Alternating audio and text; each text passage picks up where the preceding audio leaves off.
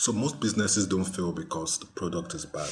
My honest take, Sandy Fulfillment and the Happy Box initiatives we did while at Sandy was definitely a product ahead of its time.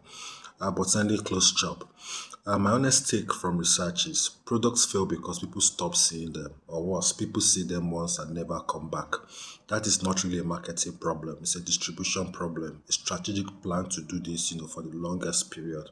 In Nigerian, people hear distribution and they think promotion, they think Instagram posts, they think WhatsApp broadcasts, they think influencers, maybe ads, if budget allow. But distribution is what you post. It's not what you post really. It's how customers consistently find you and then they return.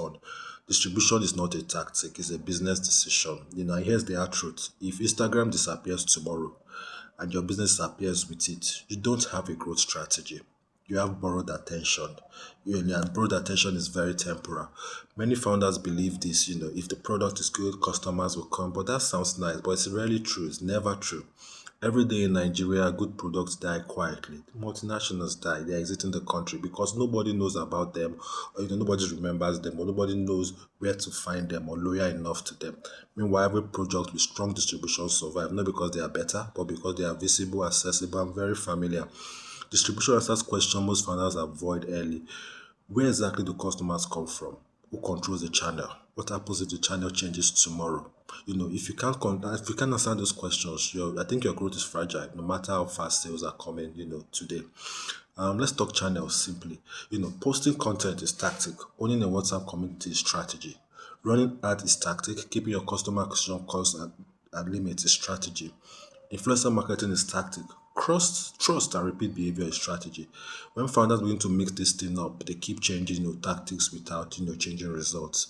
There's another truth about Nigerian founders. Another truth Nigerian founders learn very well. There's no free distribution. You either pay with money, time, control. Ads cost money, organic growth costs time, platforms you don't own cost control. So when founders say we are growing organically, what they usually mean is we are paying later. Another mistake I see often, founders don't choose distribution, they inherit it. They start where it's easy, where everybody is, where attention feels cheap, Twitter, Instagram, WhatsApp. Then one day, reach drops, ads gets expensive, cost per acquisition, accounts get limited, algorithm change, and the business starts shaking because the entire company was built on a channel it doesn't control. This is why distribution should be decided early and not rushed early. You don't need to be everywhere. You need to be intentional somewhere. Choose what my take will be choose one primary channel, one core audience, one repeatable behavior, and then build systems around it. Growth looks slow at first, but it compounds. Let's talk virality. Virality is not a strategy. Virality is noise without memory. In Nigeria, viral moments come and go every week. Business rely on virality and constantly restarting. If people find you once and don't come back, you didn't grow. You just trended. Retention is a quiet side of distribution, and without it, growth definitely leaks. What does good distribution look like in practice? It looks boring before it looks impressive. Consistency before scale. Focus before expansion. Depth before reach.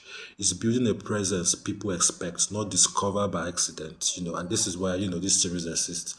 So our founders, talk about things founders really talk about honestly.